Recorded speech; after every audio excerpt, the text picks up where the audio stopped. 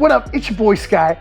Ready for another episode with Sippin with Sky? This one's super special. If you know, I'm a huge Laker fan, and I am with one of the biggest Laker super fans, the Laker Sparrow, our own Derek Mathewson. And we are about to walk into this amazing shrine, which is one of a very few in the world.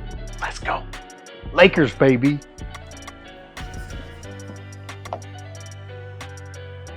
Wow. Oh my God. Oh, what's up, Derek? Good to see you here, man. Is it me, or did your collection just get bigger since the last time I was here? Well, to be honest with you, it grows almost every week. So most likely it's grown from the last time you've seen it. This is so incredible to be able to walk into a shrine like this, to have as many pieces as you have. That's 25 years in the maintenance band of collecting. So well, you know, sipping with Sky, so we're gonna have to sip, drink, and I'd love to talk about how you acquired this amazing fortune of Laker history. Let's do it. Let's go, baby. Let's do this, brother. Hey, cheers, man. Cheers, man, and go Lakers. Let's go, Lakers.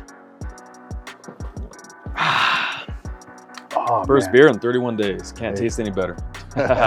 Perfect, man. That's the way to start it off. Right Yeah, here, you know what? It's actually this episode's gonna get interesting real quick. I think so, man. That buzz is gonna get you quick. I believe that because I believe this is an 8.8 too. So all right, no better day than to have a cold one on a day like this, man. So let's do it. Hell yeah, man. And welcome to the Sparrow Shrine, man. Bro, thanks for having us. Such a beautiful place. Every time I get here, I get the chills. It's just the amount of history, the amount of amazing collection you have, signed by almost every damn player that I've ever known to be a Laker. For the most part, and that's what I really cherish about my collection, is the fact that I really try to cover the whole history with the Lakers, starting back to the Minneapolis days. And so, you know, I've got pieces in here from the actual floor piece from when they played in Minneapolis from the 40s and 50s. Got jerseys from players like Slater Martin, George Mikan, even when Baylor played for the Minneapolis Lakers for, I believe, his rookie season with the Lakers. So covering the Lakers going back from the 40s to now is kind of like my pride and joy when it comes to being a collector, for sure. Now, as a collector, what out of all of the pieces that you have, what would you say are your like top 3 pieces that you're like, wow, they're your prized possessions? Ooh, you know, I get that question quite often, and I've got a few of them. There's not really just one. Yeah. But one of them for sure is a piece that I have that's from the 87-88 year, made by starting lineup of these figures that they came out with. And they came out with a one-on-one session where it's whatever player versus whatever player. And there's a piece that I have just up here to your right that has Magic Johnson and Larry Bird.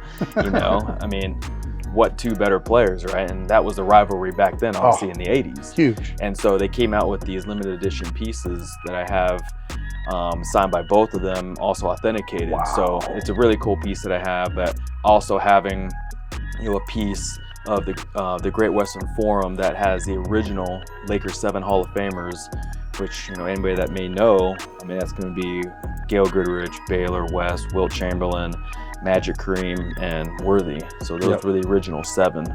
And so I have a original forum floor piece signed by those players.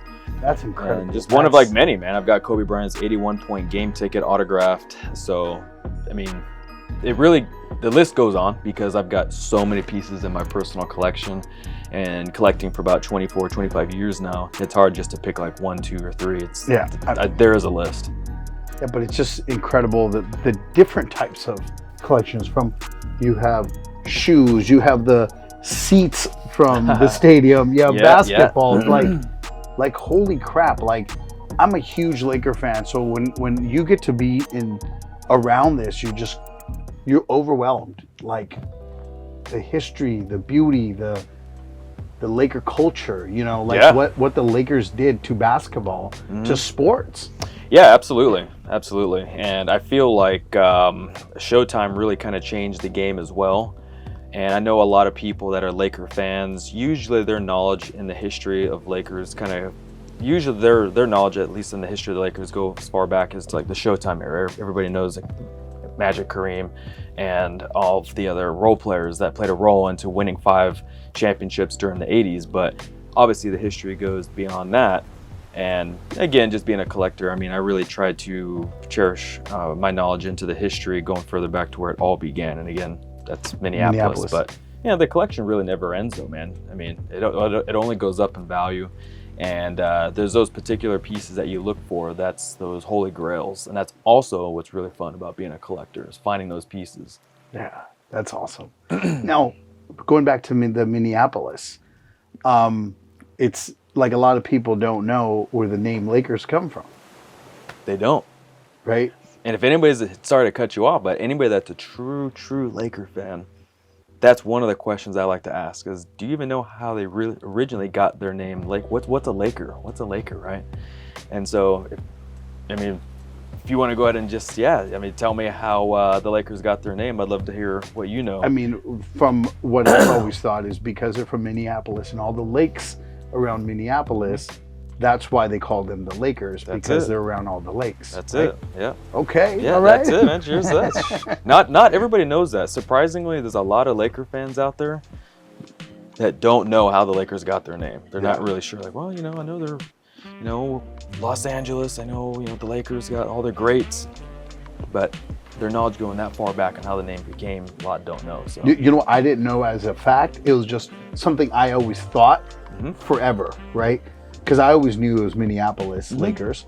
Yeah. And I'm like, Minneapolis is known for lakes. That's probably where he got it from. But I never got it confirmed. But now that the Laker Sparrow is stamped, all right? No, you nailed it. No, that's pretty much it for sure. I mean, a lot of the Great Lakes, I think Minnesota has somewhere close to about 30,000 lakes. I mean, so especially all like the Great Lakes out there, that's how the name came about. So yes. So what other cool Laker history do you think that like some of our like huge Laker fans would be like, oh wow, like you would wow them on? You said based on history? Just on Laker history, anything. Well, I feel like any true Laker fan should know like some of the basics, and that's going to be like we just talked about, where the Lakers name and history originated from. I feel like Laker fans should know the Hall of Famers. They should know all the championship years. If you can name like the years that the Lakers won the 5 championships in Minneapolis, that'd be like a big plus. Not everybody knows that, but if you at least know the championship years that they won in LA, I feel like a lot of those should be some of the basics. But I don't know. I mean, Laker fans obviously are all across the country, all across the world, really. Well, talking about across the country, you've now created a goal in my life, a bucket list of my life that I'm going to do because it's been inspired by you. I already know what you're going to say. About traveling to every single Laker game and every Laker game in every single city that plays the Lakers. Now, how many different road games have you been to? So, is one of my goals is to see the Lakers play in every NBA arena as well. And so I've been to 23. I just stole your goal. Yeah, I stole your goal. Okay. Hey. I loved it. I was like, I want to do that. Well, you know what? Some of my diehard Laker friends, which I call the road dogs, I stole that from them because they were doing all the Laker road games and their goal was to get to all 30. And so I jumped in and was like, hey, I'm a diehard fan too. I get geared up, like, I want to join you guys. Yeah. And I had met them originally on the road, and that's how we just kind of kept in touch, kind of started going to games together, and here we are as like some of the closest diehard fans. We've been on Laker ticket stubs. We've been on TV multiple times. I'm going to throw something in. Every single time we say the word Laker, we have to take a sip. Okay. So now we go make it sipping. But it's still my goal to where I want to get to all 30 because I've done 23. I still have 7 more arenas before I'm done. When the Clippers arena opens up, then I'll have to hit that one as one of the road games, which won't be hard, but I still got to do Atlanta, I still got to do Charlotte, I got to do Toronto, Indiana, Cleveland, Detroit, and I got to do Minnesota. So those are the last 7. That's so a little bit further east, but I'll get out there. There's you let me know. I want to join you. And you know what we got to do is we got to document it. back in the day, weren't you documenting some of your trips? I personally wasn't. Yeah. But we had a friend of our, well, I guess he was a friend. None of us in our tight Laker Road Dog group has been keeping it open. We said Laker, so it's a good reason to have a sip. Right. There was one long road trip where we were gone about 2 weeks, and even Garrett went on that trip with us. Oh, sick. Garrett was on that trip. And we were on the road. We must have done about 3 to 4 road games, and we had a guy that was monitoring and videotaping like the whole entire trip. There was something that happened in the process where we never actually got that film, and a lot of us kind of lost touch with the guy that was doing all that.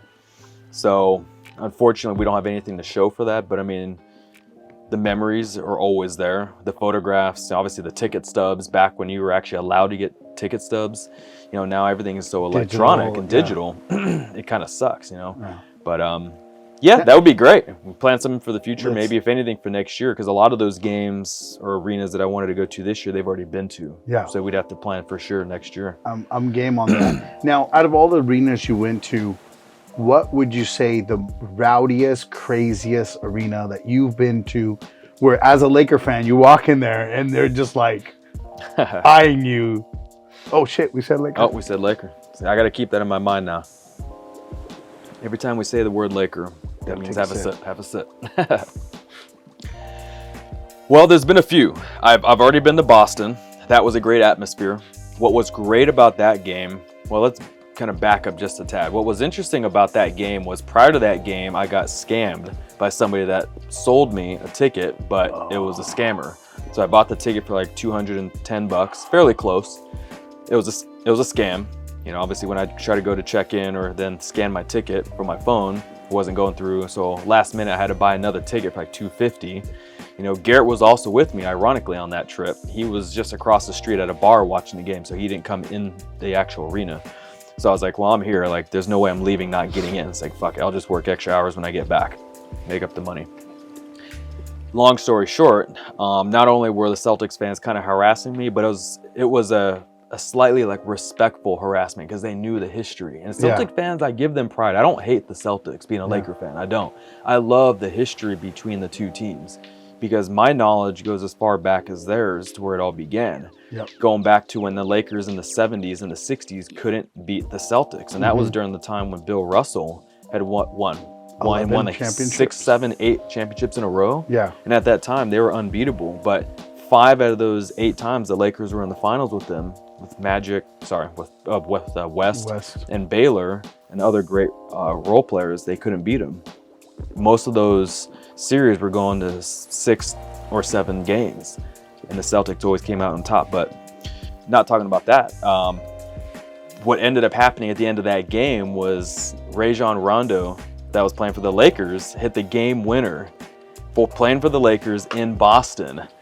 Rajon Rondo hit the game winner last minute, and the Lakers won the game. Wow. And so here I am just jumping out of my seat, you know, considering the fact that I just got scammed. And are you in your I'm in my full get up. Everything you see now is how I was, what I was wearing then.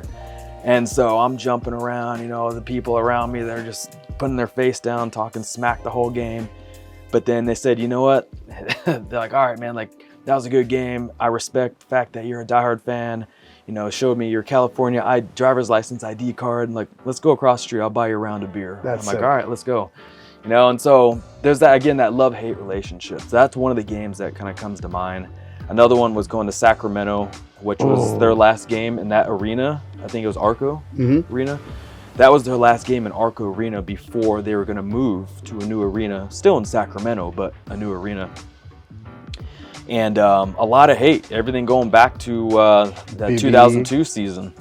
You know, not only Ori hitting that game winner last minute in LA, but yeah, that was beautiful. But yeah, there were a lot of smack talkers then. There was a lot of smack talkers, believe it or not, in Houston. They had to move us twice out of our seats because we had so many people around us just talking shit the whole game.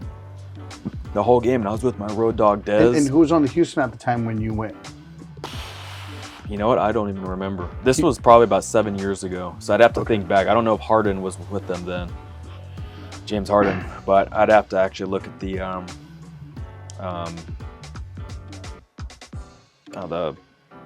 list of players that were playing for them at that time. But talking about players on the Lakers. Oh. Hey. What is your favorite, out of all of your Kobe memories, what are your favorite Kobe memories of all time? Well, one of them was when I met him for the first time at the Lakers practice facility. That was the first time. Cheers. Oh, Lakers. So when I met him at the facility, that was one of the more cherishable moments, being able to meet him face to face in person. He had signed a few things for me. I had my mom with me, and so that was really, really cool. But as for memories, going to games, watching from just TV, one of those was actually when I was in Philadelphia. I was on the road. That's when we were, the whole group of the Road Dogs, Garrett was there, and we had our videographer that was doing the whole documentary. He was there with us. We were in Philly. That night, Kobe had passed Shaq on the all-time scoring list. I think it was 7th, maybe 6th, somewhere between there. But that night, yeah, Kobe had passed Shaq on the all-time scoring list. In his hometown. Yes. And believe it or not, there were a lot of Kobe haters there in Philly. Oh, yeah. There were a lot of Kobe haters there, man. And so it was interesting just to kind of hear, in the background from other fans, but it didn't matter to me, obviously. I mean, for me, it goes in one ear and out the other. I was with the Road Dogs. I believe the Lakers still lost that game, but it's still history because Kobe did pass Shaq. But that's one of the games for sure that comes out as pretty memorable for me. Other than many games that I've watched just on the TV screen, home, friends' houses, the bar, or whatever. So what does Kobe mean to you? Well, when I first became a fan, which goes back to the 97-98 season, that was the year when they had like Sean Rooks, Derek Harper, they had Dennis Rodman. My first Laker game was when Dennis Rodman was in a Laker uniform at the Forum. So my first game was at the Forum, Dennis Rodman. Oh, said Lakers. What you said again? Oh. Be buzzing by the end of this. We're gonna have to move over to some whiskey right now, bro. Yeah, for reals, huh? I'm actually getting low anyways. So that was my first game that I've ever been to, and I just remember seeing Kobe play that night, and I'd heard so much about him, the Lakers, and just me being a fan overall really grew as the years went on. Not just going to my first Laker game, but hearing a lot of the hype about the history, the potential in Kobe Bryant. So being very interested in that's where I kind of really grew as a fan. Being a collector, that probably started maybe a couple years after my first game that I went to in 97, 98. I started collecting slowly a couple years, maybe a year and a half after, I don't know exactly. But at that time, I was working at a comic book card shop.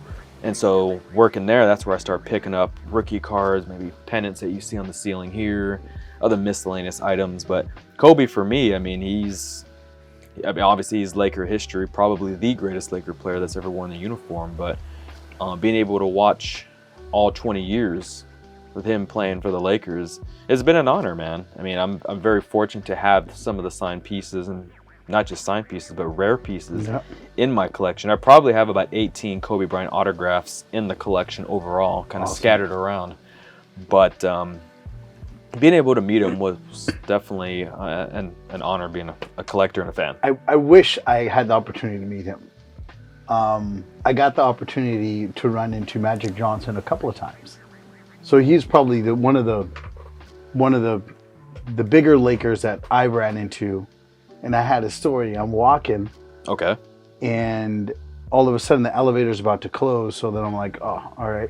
All of a sudden this big hand comes out, opens the elevator. No way. And he says, come on in, everybody. We can make room for one more. That dude had the biggest smile on his face. And I'm like, everything everybody says about him, how genuine is, how much of a people person is. I was like, holy shit. Fucking Magic Johnson. And this was where? In the Staples Center. Staples Center, okay. How long ago was this? I want to say 5 years ago, 6 years ago. Oh, okay. I don't know, time, it's hard to tell because sometimes we'd be like, oh, it's 5 years ago. Be like, nah, it was more like 8 years ago. But it was definitely the Staples Center. You're telling me. And I ran into him twice, and both times it was just one of those things that, like, one of the most genuine, cool dudes. It was like, damn, this guy's badass. Well, he is a super nice guy. Yeah. I've had multiple opportunities to meet Magic, and he is a really nice guy. I mean, I really don't know how else to put it.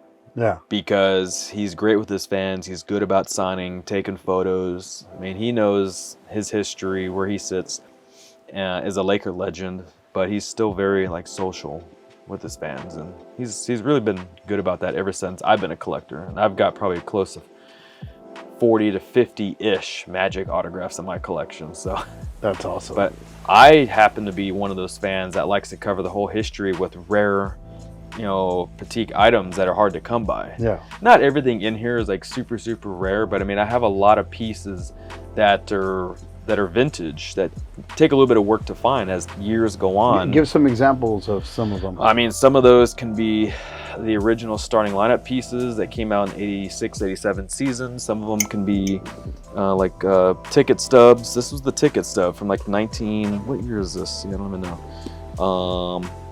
1970. So this is the ticket stub from 1970, dude. And this is signed, that one's signed by Keith Erickson. This one's signed by Mel Counts. Just a couple players that were on that roster. This is an original print from the 1976 season. A player named Johnny Egan. I've got just old vintage cards, magazines. I mean, some of the jerseys that I have, I've got over 21 game-worn jerseys going back as far back to the 90-91 season to the Sam Perkins jersey. Perkins, so, baby. Sam Perkins, yeah. That's a throwback right there. Yeah, that's another story just behind that. But I mean, it's just a mixture of a lot of things. I mean, the original floor pieces that I have from the Great Western Forum, all these block pieces here, over there. That's just incredible. This small piece behind you here is the actual floor piece from when they used to play in Minneapolis, signed by George Mikan. Oh, that's George Mikan? So that's signed by George Mikan, and that's a piece from when they played on the I forget the name of the arena. I should know, but the name of the arena when they played in Minneapolis. Cool. And I picked that up from his son, which is another story. I feel like every piece in here, almost every piece has a story behind it, dude. Story. And that's another thing that's great about being a collector. It's just, as long as you've been collecting, and a lot of these autographs have been obtained in person, and of late what I've been doing is actually I've been sending out a lot of my items through the mail. So when I send it out to the mail, I include a return address stamp inside with the Sharpie pen, whatever, make it as easy as possible for them. So all they have to do is sign it and just put it in the mailbox, boom, or just drop it off. So I've been doing a lot of that because a lot of them don't do like public appearances anymore. So I'll reach out to them first, or I'll use this website that gives the players mailing address where you can send it out to them. And it's always best just to write a small note just saying thanks for the history, the memories, blah, blah, blah. Do you mind signing this? Maybe sometimes just throwing $10, $5, $15, whatever, just a little extra something. Yeah. And just showing your appreciation. Yeah. And a lot of times I get them back. And so lately I've been doing a lot of autographs through the mail. Oh, cool. And they'll actually send it back. I mean, I like the fact that you're putting the Sharpie in there. Yep. You're putting everything in there. Like, the moment I open it, like, it ain't that hard. Let me just sign it. Mm-hmm. It's already got the shipping, like, to back. It's not like they got to write anything. They just sign, put it back. You just make it as easy as possible for them. And they do appreciate that as well. And I had seen a note, again, this page that I'm a part of, just of other collectors that send stuff out through the mail or into autograph collecting. The players really do appreciate that. And there was a player, his name was Kermit Washington, that wrote a note saying, like, I don't know how these fans get my home address. I'm not sure how they got my home address, but I appreciate the fact that I still have fans out there and that they include a return address stamped envelope or package with the pen or Sharpie. So he's like, that makes it easier for me. Dope. And so I seen like a personal note that he had written out to everybody. And I appreciate that because not all players are like that. I recently wrote Jamal Wilkes a letter asking him if I can send him a poster to get autographed. And he replied back. He lives out in Santa Barbara. He replied back saying that I'll sign it for you, but it's $100. I charge $100 if you want me to sign it. Yeah. With a return address stamped label and everything, include the Sharpie. So some players do charge. So that's why sometimes I will reach out to them first. And if they say yes, if they say no, or oh, no charge, go ahead and send it, then I will. Yeah. So that's been part of like my hobby is being a collector. That's amazing, man. And that's a great tip because somebody like me, I don't know. I've never thought of it. I've never done that before. I've never gone to a signing. The power of social media nowadays, man. Probably like 15, maybe even 10 years ago, you probably couldn't even do that. Like people were literally relying on personal like appearances by the player. That's it. Whether it was free or it was a paid signing through some other promoter. But yeah, nowadays, I mean, there's so much access to information online nowadays, especially with certain apps and websites. There's a lot of stuff out there. So, well, I'm out of beer, so you're gonna need to throw that back, and we need to move on to a little bit of whiskey, bro. Well, I'll chug this one, and we'll grab some whiskey time. Let's do it. All right, so we're gonna move it over to some whiskey. Ooh, right? All right. So this right Too here. bad it's not rum, but I'll take it. Hey, we got some good rum at Happy Place, Craft Beer, Wine and Spirits, but right now we're gonna do a special Barrel Select 1792 from Happy Place. I'm about to say Happy Place Eatery, bro, but Happy Place Craft Beer, Wine and Spirits, one of our sponsors. All right. That without Happy Place Craft Beer, Wine and Spirits, we wouldn't be here today. So big shout out. And this is a special Barrel Select. That means that it was hand selected by the whole team. All right. And this one right here is definitely got a little bit of heat to it. Okay. You know, that's kind of what we need for the Lakers. We need a little fire to start doing some. We do need that, especially the way they've been playing. They're playing in Boston tonight, so yeah. Oh yeah. So cheers to hopefully the Lakers coming out with a win. But we need it. We definitely need that.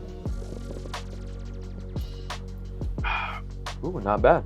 That's not bad. I'm not a big whiskey drinker, but it's good. It has a smoothness to it. Oh yeah, it does. And this is most whiskeys are 40%. It's 62.5%. 62. I'm gonna be rolling on the floor after this. Sure. Right? Hopefully not, but no, it's good. It's really, really smooth. Oh yeah, great stuff. So we touched upon your amazing collection.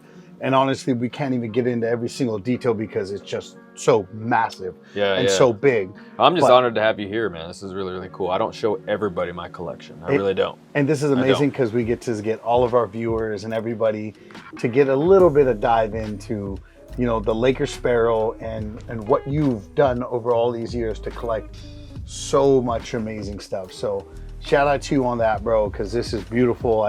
I want to come here more often just to look around and just check it out and have some whiskey with you. Yeah, cheers to that and go Lakers, man, all the way.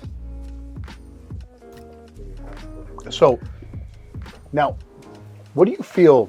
So there's a lot of controversy going on about people talking about our last chip that we won. Okay. Where do you stand as the Laker Sparrow about our last championship that we won? In the bubble. It's an interesting subject. It really is, because it has been brought up multiple times as being a part of like these fan groups or collector groups where people talk about the 2020 championship being like, dude, that's probably the easiest out of all the championships, right? But then you hear from the players themselves saying that it was actually the toughest. Yeah. And so, me as a fan, I kind of just look at it as, unfortunately we had COVID going on at that time, and so they weren't allowed to have fans in the arenas, so on and so forth. So at that time, being a fan, it kind of sucked because obviously you couldn't get tickets to go to the game. You were visually just watching through a TV screen, right? Or you buy a ticket to be a digital fan. There's a look at some of the I Promise School students virtually coming to us and watching this game today. There was that too. I think they had that throughout the playoffs, or if not the playoffs, the finals too. But in a player's perspective, they were saying that it was the toughest because you didn't have that home crowd behind you. You're almost kind of in an empty arena. You do have like these, the fans that were vigilantly on the screens and whatnot, but they said it didn't have that same effect. And then also there's nothing, you can't go home. You're not with your family. You're separated from everybody. So it takes so much for you to keep pushing forward without being in your comfort zone for such a long period of time. Right. That is true, because it wasn't just the finals, it's throughout the whole playoffs. And so I can see from their point, their perspective of it being different for them, being like, okay, like even when we go on the road, we still get that passion from even like the hate from the fans from us being on the road. Yeah. You still want that, But that drives people. Like it Kobe, does, like Kobe loved it. Like, it did, man. Talk shit to me. And that's one of the things I loved about Kobe too. But I mean, it's that 2020 season. I'll still take it. I still look at it as a championship that was won because everybody else had the same opportunity as we did. So I don't like hearing. Cheers. I don't like hearing, well, the Lakers won because, they were only just playing in one arena. There was no traveling. And he's like, yeah, but you know what? Every other team that made to the playoffs had the same opportunity. So I guess anybody else could have won, no matter like what your ranking was coming into the playoffs. But the Lakers ended up coming out on top. They won the 2020 chip. And I'll definitely take that. Now, I definitely feel more proud about that banner than I do with the in-season championship banner that they have up there right now. I'll tell you that. I was about to bring that up. So that was interesting. I don't know about that, bro. But I heard that the NBA was pushing that towards whoever won. They not wanted just the Lakers, you to put the banner up. Whoever had won the in-season championship wanted a banner to be put up. So it wasn't the actual Lakers organization that made that decision. It was the NBA saying, like, we want this to happen. It was. I think as diehard Laker fans in history, we would rather not have that up there. No. It's like, honestly, okay, this is the real truth right here. Honestly, it feels That's like what to we me. want. Let's get a couple more sips, and then we're gonna really get the real truth. We're going deep now, so here we go.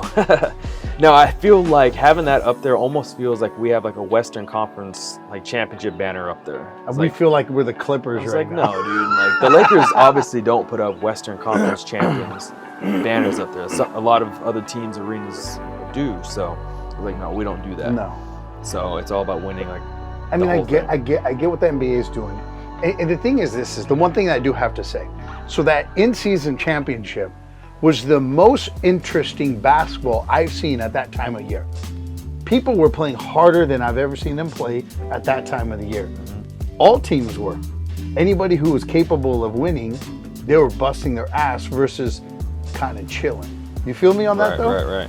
Well, on an entertainment value of us watching, not talking about putting the banner up, not talking about anything else, just as entertainment factor. When you watch those games, it felt like people were trying harder. Well, anytime there's really something involved, you get something out of it. Not saying that the whole regular season of the NBA doesn't. There's a pretty big bonus. Like, how much money? Some of the players made as much money from that check than they did their whole salary that year. Exactly, and that was kind of what I was getting. I was just trying to figure out a way to properly word that. But yes, some of the younger players that were just coming from like the D League or rookies, yes, like if they had won like the in-season tournament, they were getting what was a $500,000 check, something like that. That's nothing to LeBron and players that have played multiple years in the league. But it still is. I mean, it's not. But when you're smart with your money and you're like 500 grand is 500 motherfucking grand. Oh yeah, no doubt about it. I mean, I'll take that any day of the week for sure. But I mean, I think that was the best basketball we'd seen the Lakers play, unfortunately. Ever since, I think every Laker fan can agree, we haven't seen the same team. They've been very inconsistent. We've had some health issues.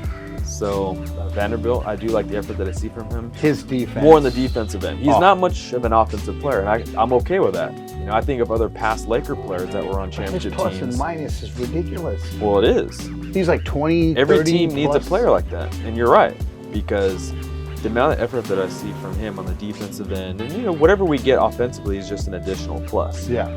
But the effort that he puts in, those small things make the biggest value into how far the team goes and whether or not we get a win. Absolutely. But everybody else pretty much on that bench, and even including the starters like Prince and bye-bye Rui, they're expendable. Prince has just been disappointing for me this year. Well, Unfortunately, this team has been hit with a lot of unsuspected injuries. So we had Vanderbilt out for the first couple weeks of the season. We've had...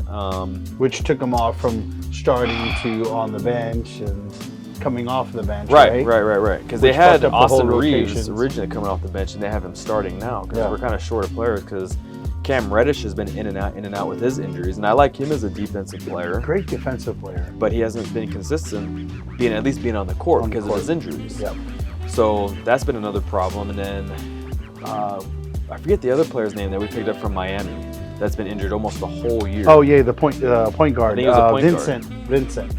I forget his first name, but yeah, Vincent. He's supposed to be back in a month. So it's like, dude, first of all, we got to stop picking up players from Miami. It seems like we keep having this issue, even going back to, what's his name? I'm drawing a blank. I even have his game-worn jersey. Come on, Sparrow. I know. What the hell is his name? We need another shot. Luol Deng. Oh, yeah. So I was like, okay, we got to stop picking up players. There was him, and then... that was a bad contract. And then the other dude, there was another guy that we had picked up, too, that was, not a good decision. Nobody's thinking about trading LeBron and AD hypothetically right now. But how do you feel about LeBron and AD moving forward for the next few years? I don't know. I mean, to be honest with you, I'd love to see them retire in a Laker uniform. I do think, nonetheless, whether they trade LeBron, he becomes a free agent next season and he signs with another team, I think regardless, the Lakers will retire his jersey in the rafters. I won't go as far as saying that he's going to get a statue up front, but I think they'll retire his jersey. As for AD, I don't know. That's a big question mark to me, but I think I would love to see them still maintain with the team and the Lakers build their roster around them. Personally, that's just me. Other Laker fans may not see the same. So you think you get one championship and you should have your jersey up there? Well, I'm just saying. If you say we the Lakers, baby. I mean, if you say it that way. Look, I respect LeBron's career, but I'm talking about LeBron's career as a Laker. As a Laker, this is, I believe, his 6th year in the Laker uniform. Yeah. His 6th year. And with the records that he's already broken, not just throughout the rest of his career, but wearing the Laker uniform, and I think one of the biggest ones is passing Kareem Abdul-Jabbar in the all-time scoring list. And yes, getting us that championship in 2020, I believe that'll be enough for him to at least get his jersey hung in the rafters. You're going to be pushing it a little far to have a statue up front, which I don't think they will do, because LeBron's going to be up there in the top 5. It's always debatable. I hate that conversation with people and who's the best of all time. I really do. But he's in the top 5 of all-time players in the NBA. I'm not just saying Lakers, all-time NBA. But if you're just rating him based on one championship, I don't think it's fair, because Jerry West only had one championship with the Lakers. Technically, Baylor never got a championship with the Lakers because he retired mid-season in that 72 year that they won. He retired mid-season, but they still gave him the ring because he played partial season with the Lakers that year, especially playing the rest of his earlier career with the Lakers. So they gave him the ring in honor of him playing, but he retired mid-season, so he still got that ring. Gail Goodrich only got 1 ring. Everybody else, for the most part, has 2 or more. Yeah. Pau Gasol, Kobe, Jamal Wilkes, Magic, Kareem, Worthy, all of them have multiples. I mean, I can definitely see him getting his jersey hung, right? I can definitely see that, right? Because he's, over the 6 years, what he's accomplished, the amount points, assists, rebounds, everything he's done, just in the 6th year he's there, he's done a lot more than some other players have, right? However, if he leaves the Lakers and doesn't retire as a Laker, I agree with you. I don't see a statue at all. I don't see it. But unless he can pull around this team and get us 2 more championships, then you never know. I'll be content with at least 1 more, with him being in his 21st season. His 20 or 21st season. Mad respect to that, though. That's crazy. I mean, I'll give him a toast for that, man. I mean, I was never really a LeBron fan prior to him coming to the Lakers. I wasn't. I wanted to see him lose every time he got to the finals. I did. We're Laker fans. We didn't like LeBron. It was just we didn't want to like LeBron. It was the amount of exposure that he got that really just got me annoyed with him. And the whole ceremony, or whatever you want to call it, that he put on when he was leaving Cleveland and first going to Miami, putting on that whole episode. But you know, at the same time, as much as I agree with you, he raised so much money for the Boys and Girls Club for that thing. Because the ceremony that he did, he raised money for the Boys and Girls Club for that. I think it was Boys and Girls Club, but it was for a good organization that by doing it that way, that the money that was made was sent to the Boys and Girls Club. I didn't even know that. I'd have to look into that a little bit more. The thing is, LeBron has had one of those careers that doesn't have a lot of. There's nothing he's done that you can say, oh my God, he's a bad guy, he's a bad this, he's a bad that. Like as a human being, he didn't do anything wrong, right? He's got one of the cleanest careers of any superstar athlete in the history of sports. Yeah, I would have to agree. And the news people, they gotta throw shit at somebody. They gotta do something, right? Yeah, it's the one thing that I don't like about today's game is they constantly compare today's talent to past talent, right? And I think the talent nowadays is a lot better than from players from 20, 30 years plus. And so when I hear about the comparison about who's the best all time or who's the best between, LeBron, Kobe, and Jordan, I really don't like to get involved with that because I feel like, one, there's 5 different positions. I don't know if it's really fair to just say there's one overall best player in NBA history, considering, again, like there's multiple teams and there's more than one position. I want to get in that conversation. You might not like to, but I like to get in that conversation. Hey, I'm okay. That might be the whiskey talking right now. But hey, I'm going to tell you this much. I find that conversation very intriguing and interesting, right? I have my GOAT, and my GOAT's Kobe. Okay. That's my personal GOAT, as that's my greatest player of all time. I'm not saying he's the GOAT, but I can say this much. What Kobe was able to do with his body and who he was physically and what he did mentally to become what he was is fucking unreal. Michael, he's the second best shooting guard in the history, at least in the NBA, behind Michael Jordan. Okay? Kobe is. At least. In anybody's book, they're like, it's Michael and then Kobe as 2 guards. Okay. Michael Jordan had bigger hands than him. Michael Jordan was faster than him. Michael Jordan had a 10-inch vertical increase over Kobe's. But what Kobe was able to do with his physical ability is unreal. Because if you look at his statistics of who he was physically and everything, Kobe, he would have been lost. Kobe? Yeah, he was average. But he was able to go next level. You know what I'm saying?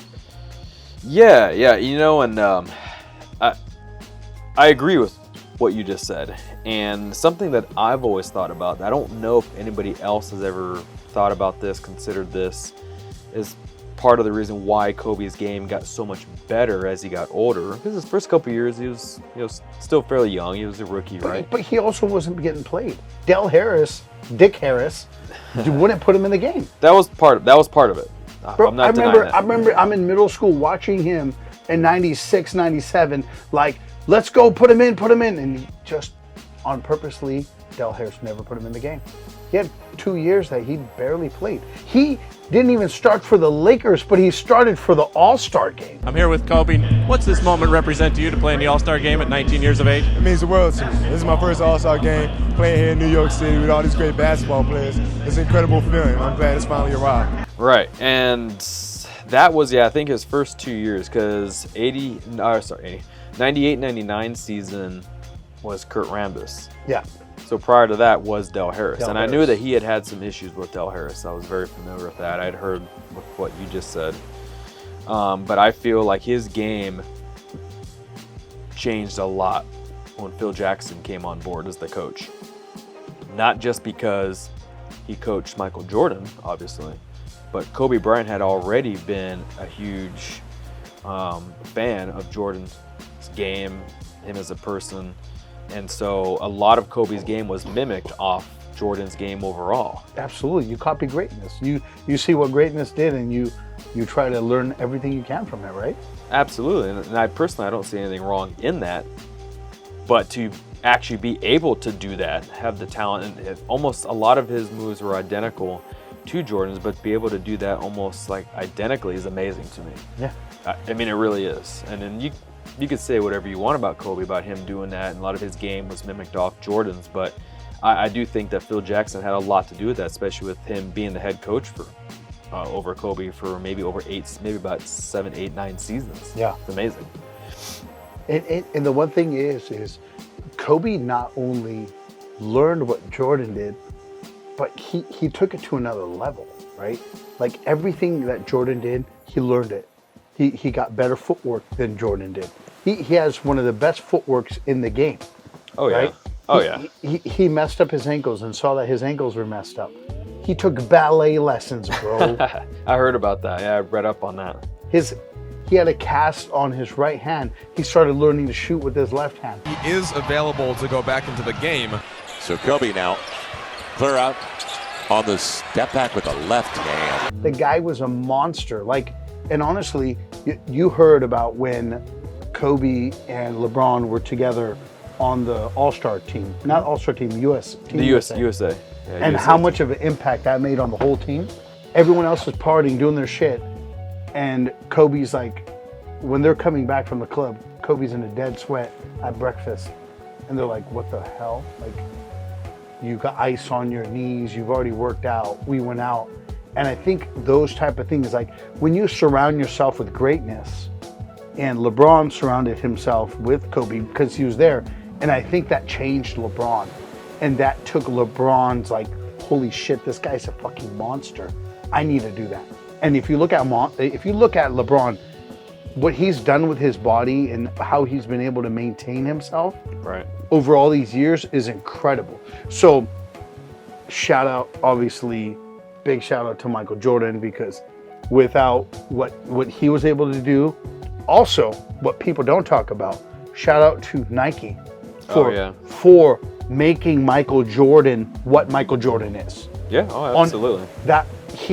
Michael Jordan and Nike became a marketing thing to make Michael Jordan as big as he was. Yeah, right? I would agree with that. Absolutely. Like if without Nike and Michael Jordan's thing, he would not be the legend he is today. Because when people think about Michael Jordan, they don't just think about what he played, they think about the kicks that they're wearing. Right? Yeah, that's true. And I don't think about that automatically, but yeah. But a lot of people do. You realize we saw Michael Jordan play. There's people that didn't see Michael Jordan play. They just wear his kicks. You know, now that I think about it, actually, the only time I got to see him play was when he was playing for the Wizards during that short time. Oh, yeah, that was the only time. Not in a Bulls uniform. No, I saw him in a Bulls uniform. Yeah, so you go a little bit further back than I do. Yeah. But when he came back, what was that, 01, 02 season, whatever it was? That's when I remember seeing it. I didn't actually go to the game, but I just remember watching on TV because the fans, all those games that Jordan was playing at whatever arena during those years he was with Washington, all those games sold out. All those games sold out because obviously everybody wanted to see him during his last run of playing basketball. Yeah, talking about last run of basketball, Kobe Bryant on his last day that he ever played. What an epic way to end your career. What a performance. What an exit for number 24. Yeah, no shit. I know exactly what I was doing that day. I just remember watching it with a group of friends, and you know, we knew that was his last game. I actually have multiple ticket stubs of his last game when he played for the Lakers. I have like 2 or 3 of them. But I was like, dude, like this is me a collector. Like I gotta collect as many of these as I possibly could. I didn't go to that game, but I was watching it out and about with some friends, and him putting up was 61?